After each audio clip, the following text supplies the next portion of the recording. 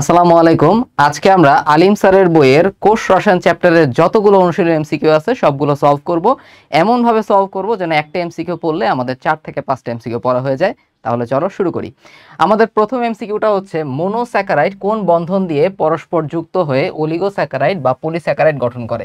So এটার উত্তর হবে হচ্ছে গ্লাইকোসাইডিক লিঙ্কেজ। ঠিক আছে, গ্লাইকোসাইডিক লিঙ্কেজের মাধ্যমে কি হয়, মনোস্যাকারাইডগুলো একত্রে যুক্ত হয়ে তারা অলিগোস্যাকারাইড কিংবা পলিস্যাকারাইড যুক্ত করে গঠন করতে পারে। তো অলিগোস্যাকারাইডে মনে রাখতে হবে যে অলিগোস্যাকারাইডে নরমালি 3 থেকে 10টা মনোস্যাকারাইড থাকে এবং যদি 10-এর অধিক মনোস্যাকারাইড থাকে তখন সেটাকে বলা হয় পলিস্যাকারাইড। তো এইটার সঙ্গে সঙ্গে আমাদের আরও কয়েকটা এমসিকিউ পড়ে ফেলা উচিত। এই যে দেখো এখানে হাইড্রোজেন বন্ধনের কথা বলা হয়েছে, আমাদের স্পেশালি মনে রাখতে হবে যে ডিএনএ মলিকিউলের মধ্যে ডিএনএর মধ্যে নাইট্রোজেনাস বেসগুলোর মধ্যে যে বন্ধন থাকে সেটা হচ্ছে হাইড্রোজেন বন্ধন। ঠিক আছে, সেটা কি, সেটা হচ্ছে আমাদের হাইড্রোজেন বন্ধন। এবং মনে রাখবা হচ্ছে ডিএনএর মধ্যে নিউক্লিওটাইডগুলোর মধ্যে যেই বন্ধন সেটাকে বলা হয় ফসফোডাইএস্টার বন্ধন। ফসফোডাইএস্টার বন্ধন। ক্লিয়ার? সো আমরা একই সাথে দেখলাম হচ্ছে হাইড্রোজেন বন্ধন কোথায় পাওয়া যায়, ফসফোডাইএস্টার বন্ধন কোথায় পাওয়া যায়, অলিগোস্যাকারাইড বলতে আমরা কি বুঝি, পলিস্যাকারাইড বলতে আমরা আসলে কি বুঝি। এরপরে হচ্ছে আমাদের বলছে 2 নাম্বার প্রশ্নটা, নিচের কোনটি পেন্টোজ শর্করা নয়।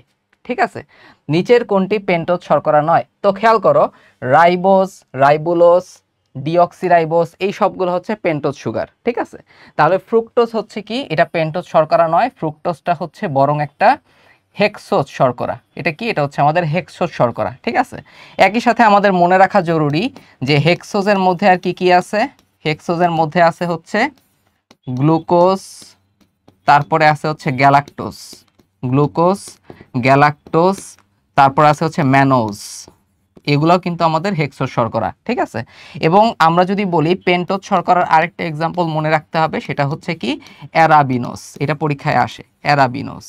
এই অ্যারাবিনোসটা হচ্ছে পেন্টোজ শর্করা। তো পেন্টোজ শর্করা বলতে আমরা কি বুঝি, আমরা হেক্সোজ বলি কিংবা পেন্টোজ বলি, সবই কিন্তু আসলে মনোস্যাকারাইড। তো পেন্টোজের মধ্যে আছে 5টা কার্বন আর হেক্সোজের মধ্যে আছে 6টা কার্বন। ক্লিয়ার? আচ্ছা, এরপরে দেখো 3 নাম্বারটা, পেপটাইড বন্ধন কোন যৌগে দেখা যায়। তো পেপটাইড বন্ধন আমরা দেখতে পারি হচ্ছে প্রোটিনের মধ্যে, অর্থাৎ অ্যামিনো অ্যাসিডগুলোর মধ্যে যেই বন্ধনটা থাকে সেটাকে আমরা বলে থাকি পেপটাইড বন্ধন।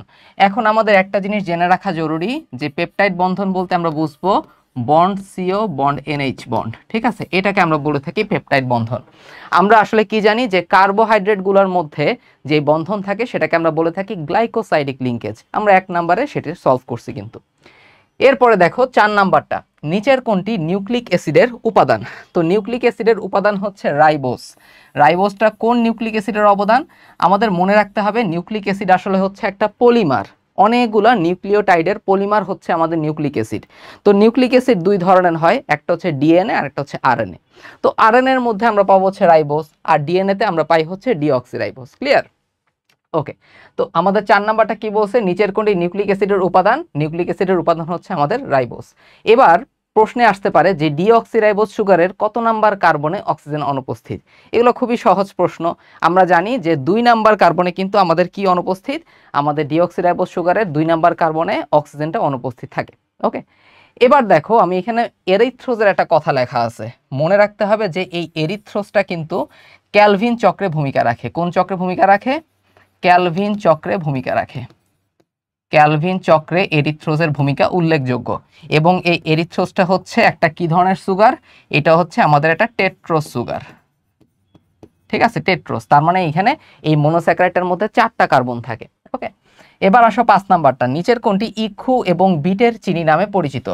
নিচের কোনটা ইক্ষু এবং বিটের চিনি নামে পরিচিত। সো এটার অ্যান্সার হবে হচ্ছে সুক্রোজ। সুক্রোজকে আমরা বলে থাকি হচ্ছে কি আখের চিনি অথবা ইক্ষু বা বিটের চিনি বলা হয়ে থাকে। একই সঙ্গে আমাদের কি মনে রাখতে হবে যে এই গ্লুকোজটাকে আমরা কি বলে থাকি, গ্লুকোজকে আমরা বলে থাকি গ্রেপ সুগার। গ্লুকোজটাকে আমরা বলে থাকি হচ্ছে গ্রেপ সুগার। ঠিক আছে, আর ফ্রুক্টোজটাকে আমরা বলে থাকি ফ্রুট সুগার।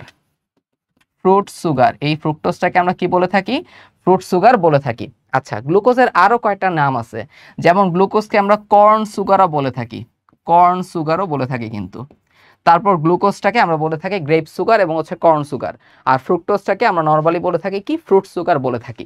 তাছাড়া ফ্রুক্টোজের লেবু আমাদের এই গ্লুকোজের একটা নাম আছে হচ্ছে ডেক্সট্রোজও বলা হতে পারে এটাকে।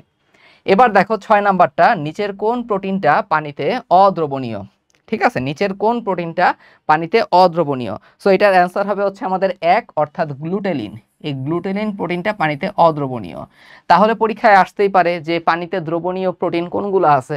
সো এইখানেই অ্যান্সার আছে আমাদের অ্যালবুমিন, প্রোটামিন এবং হিস্টোন। মনে রাখবো হচ্ছে APH, অ্যালবুমিন, প্রোটামিন এবং হচ্ছে হিস্টোন, এই তিনটাই কিন্তু পানিতে দ্রবণীয় প্রোটিন।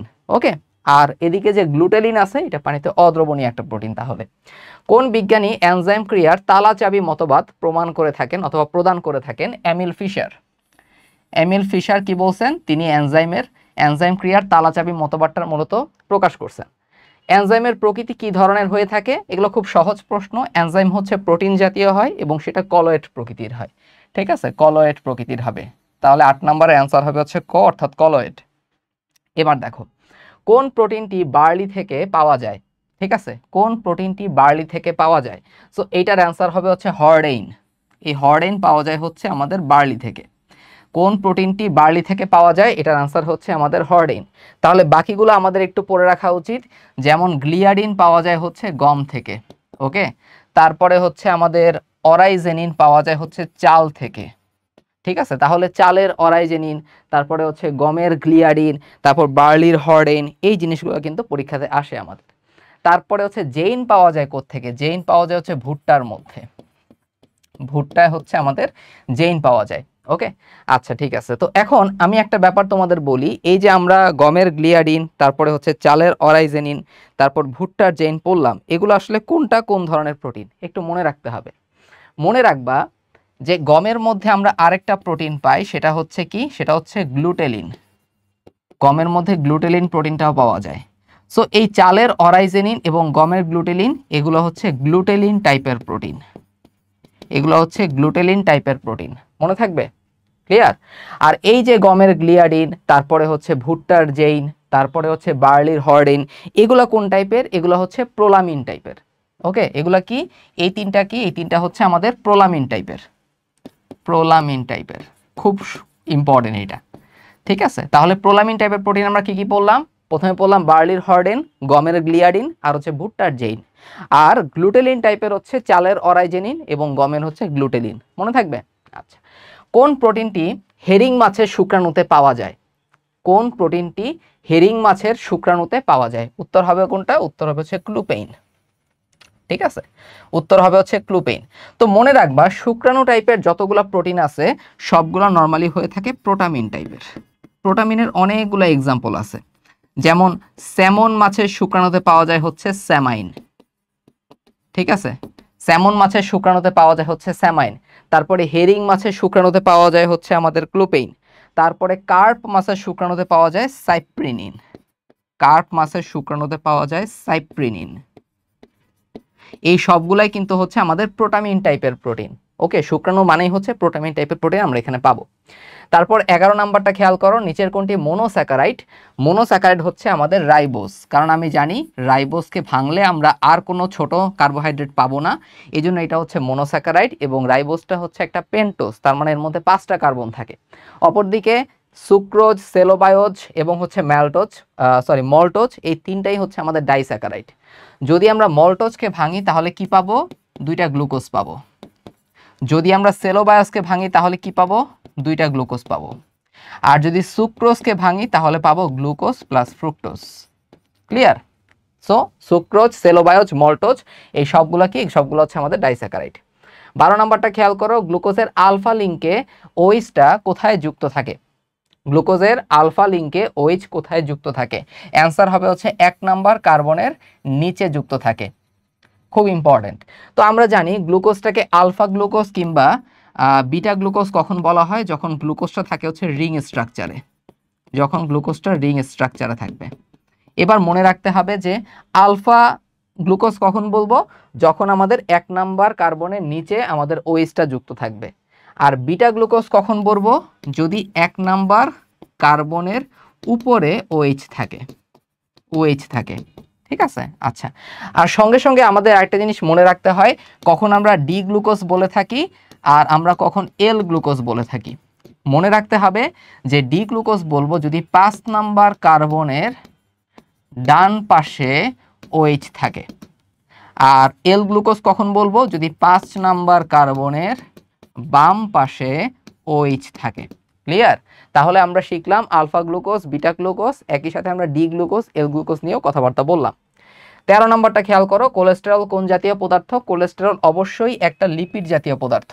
এখন পরীক্ষায় আসতে পারে কোলেস্টেরল কোন ধরনের লিপিড, তো মনে রাখতে হবে কোলেস্টেরলটা হচ্ছে একটা উদ্ভূত লিপিড। কি বললাম? উদ্ভূত লিপিড। ঠিক আছে, ডেরিভেটিভস আমরা এটাকে বলতে পারি।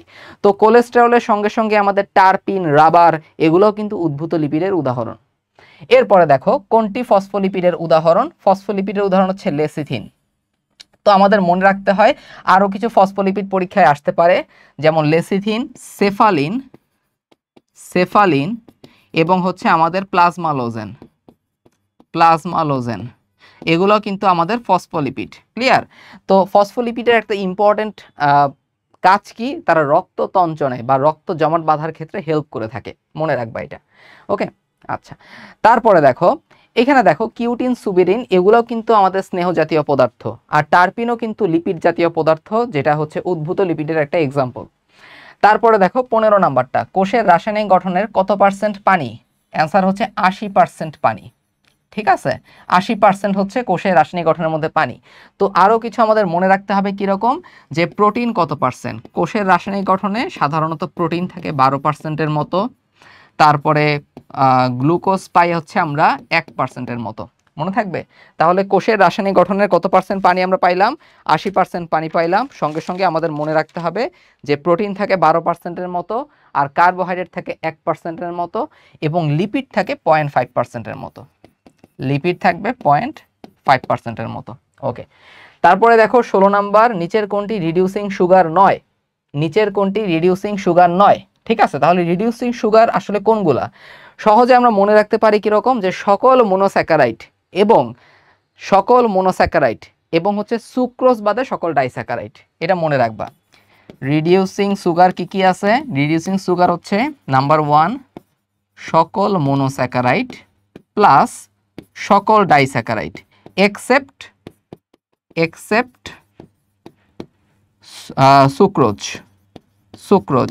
সুক্রোজটা কিন্তু একটা নন রিডিউসিং সুগার অথবা অবিজারক শর্করা, মনে থাকবে। আচ্ছা, তাহলে এখানে কোনটা রিডিউসিং সুগার নয়? কোনটা? অ্যান্সার কোনটা হবে আমাদের? সেলুলোজটা হচ্ছে আমাদের একটা পলিস্যাকারাইড, এবং এই পলিস্যাকারাইড কিন্তু কি হয় না, এই পলিস্যাকারাইডটা কিন্তু রিডিউসিং সুগার নয়, মনে থাকবে। ওকে, এবার আসুন নিচের কোনটি 5 কার্বন বিশিষ্ট মোনোস্যাকারাইড? 5 কার্বন বিশিষ্ট মোনোস্যাকারাইড আমরা শুরুতেই পড়ছিলাম যে অ্যারাবিনোজ হচ্ছে একটা পেন্টোজ বা 5 কার্বন বিশিষ্ট মোনোস্যাকারাইড। এরিথ্রোজটা হচ্ছে আমাদের টেট্রোজ, এদিকে গ্লুকোজ আর ম্যানোজ কিন্তু হচ্ছে হেক্সোজ টাইপের শর্করা। তারপরে দেখো কর্ন সুগার, গ্রেপ সুগার কোনটি? ভাইয়া একটু আগে সবগুলা সুগারের নামকরণ নিয়ে আলোচনা করছিলেন। সো কর্ন সুগার বা গ্রেপ সুগার হচ্ছে আমাদের অ্যান্সার হবে ক, গ্লুকোজ। স্টার্চের রাসায়নিক সংকেত কোনটা? C6H10O5N। ঠিক আছে, স্টার্চের রাসায়নিক সংকেত কোনটা? স্টার্চের রাসায়নিক সংকেত হচ্ছে C6H10O5N। এখানে হচ্ছে দুইটা অপশনই আসলে সেম দেয়া আছে, এখানে আনসার যদি এরকম থাকবে না অবশ্যই কখনোই পরীক্ষায়। সো আমাদের যখন যে অপশনটা আমার C6H10O5N থাকবে সেটাই হবে হচ্ছে আমাদের আসল আনসার। তারপরে দেখো ধান, গম এবং ভুট্টাতে কোন ধরনের শর্করা থাকে? ঠিক আছে, ধান, গম এবং ভুট্টাতে কোন ধরনের শর্করা থাকবে? থাকবে হচ্ছে স্টার্চ, কারণ একটা উদ্ভিদের সঞ্চিত খাদ্যটাই কিন্তু স্টার্চ অথবা শ্বেতসার। সো অ্যান্সার কি হবে? অ্যান্সার হবে হচ্ছে ঘ, অর্থাৎ স্টার্চ। ক্লিয়ার? ওকে, তারপরে দেখো উদ্ভিদ জগতের বিভিন্ন তন্তু কি দিয়ে গঠিত হয়? সো তন্তু অথবা ফাইবার, এই তন্তু অথবা ফাইবার হচ্ছে আমাদের সেলুলোজ নির্মিত। ঠিক আছে, তন্তু অথবা ফাইবার হচ্ছে সেলুলোজ নির্মিত। আমরা জানি মানুষ কিন্তু সেলুলোজ কার্বোহাইড্রেটটা হজম করতে পারে না, কারণ তার পাকস্থলিতে সেলুলোজ নামক এনজাইম নাই। কিন্তু গরু, ছাগল তারা কিন্তু এই সেলুলোজ হজম করতে পারে, কারণ তাদের পৌষ্টিক তন্ত্রের মধ্যে এই সেলুলোজ নামক এনজাইমটা পাওয়া যায়। ওকে, তারপরে দেখো সুগন্ধি প্রসাধনী তৈরিতে কোনটি ব্যবহার করা হয়? উত্তর হবে হচ্ছে আমাদের টারপিন। আমরা জানি এই টারপিনটা বার্নিশের কাজে ব্যবহার করা হয় এবং এটা সুগন্ধির প্রসাধনী তৈরিতেও ব্যবহার করা হয়। টারপিনটা কি ধরনের পদার্থ? এটা একটা উদ্ভূত লিপিড, উদ্ভূত লিপিড। ক্লিয়ার? আর এখানে খেয়াল করো যে কাইটিন, কাইটিন কিন্তু এক ধরনের পলিস্যাকারাইড। তোমরা জানো যে আর্থ্রোপোডা পর্বের প্রাণীদের বহিঃকঙ্কাল কিন্তু কাইটিন নির্মিত, রাইট? এটা তোমরা জানো। তারপরে দেখো স্যাকারিন এবং হেপারিন, এগুলা কোন ধরনের পদার্থ? স্যাকারিন, হেপারিন, এই হেপারিনটা নিয়ে অনেকে কনফিউজড থাকতে পারো, কিন্তু স্যাকারিন এবং হেপারিন দুইটাই কিন্তু কার্বোহাইড্রেট অথবা শর্করা জাতীয় পদার্থ। এবং কোন ধরনের আমরা বলতে পারি? এটা পলিস্যাকারাইড, ঠিক আছে? জটিল পলিস্যাকারাইড আমরা এটাকে বলতে পারি। নিচের কোনটি তৈল জাতীয় লিপিড নয়? ঠিক আছে, 24 নম্বরটা কি বলছে আমাদের? নিচের কোনটি চর্বি জাতীয় লিপিড নয়? তো অ্যান্সার হবে কোনটা? অ্যান্সার হবে হচ্ছে আমাদের পামিটিক অ্যাসিড। অ্যান্সার হবে হচ্ছে আমাদের পামিটিক অ্যাসিড। সো তৈল জাতীয় লিপিড নয়, অ্যান্সার হবে হচ্ছে পামিটিক অ্যাসিড। তাহলে পামিটিক অ্যাসিড কি টাইপের লিপিড? এগুলো হচ্ছে চর্বি জাতীয় লিপিড। চর্বি জাতীয় লিপিডের আরও কয়েকটা এক্সাম্পল আছে, একটু মাথায় রাখবা। চর্বি জাতীয় লিপিডের নাম্বার 1 বলতে পারি লরিক অ্যাসিড, লরিক অ্যাসিড। তারপর আছে হচ্ছে স্টিয়ারিক অ্যাসিড, স্টিয়ারিক অ্যাসিড। তারপর আছে পামিটিক অ্যাসিড এবং একই সাথে একটা আছে লিনোসেরিক, লিনোসেরিক অ্যাসিড, লিনোসেরিক অ্যাসিড। ঠিক আছে, এগুলো সবগুলো হচ্ছে চর্বি জাতীয় লিপিড। আর বাকি যা থাকবে বাকিগুলো হচ্ছে আমাদের কি টাইপের হবে? বাকিগুলো হবে হচ্ছে তৈল জাতীয় লিপিড। এরপরে 25 নাম্বারটা, নিচের কোনটি মুরগির ডিম এবং মাছে প্রচুর পরিমাণে পাওয়া যায়?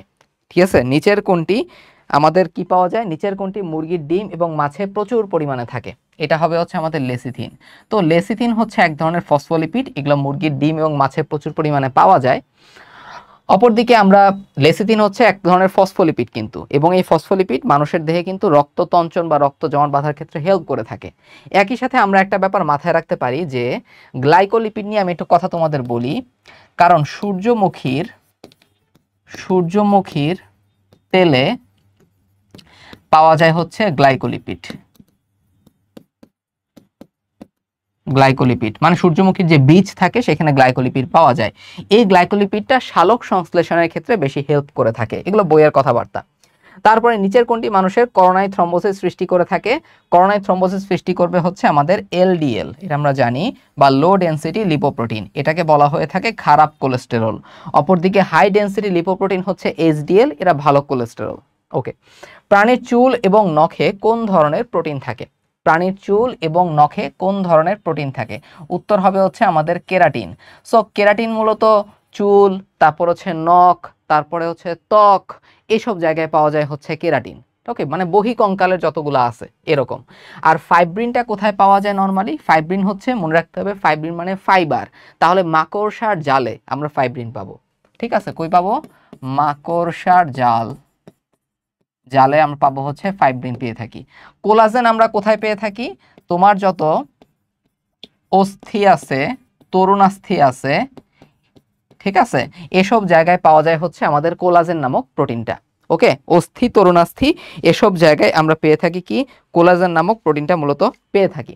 অন্যদিকে সেইন প্রোটিনটা কোথায় পাওয়া যায়? এই সেইন প্রোটিনটাও পাওয়া যায় হচ্ছে অস্থির মধ্যে পাওয়া যায়। ক্লিয়ার?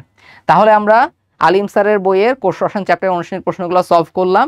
যে কোনো এমসিকিউ তুমি এভাবে সলভ করো, তাহলে দেখবা তোমার নলেজ অনেকখানি বৃদ্ধি পাচ্ছে। সো কমেন্টে জানাবা ক্লাসটা কেমন লাগছে, এবং নেক্সটে তোমরা কোন চ্যাপ্টারের উপর কি টাইপের ক্লাস চাও সেটা আমাকে জানাও। আসসালামু আলাইকুম।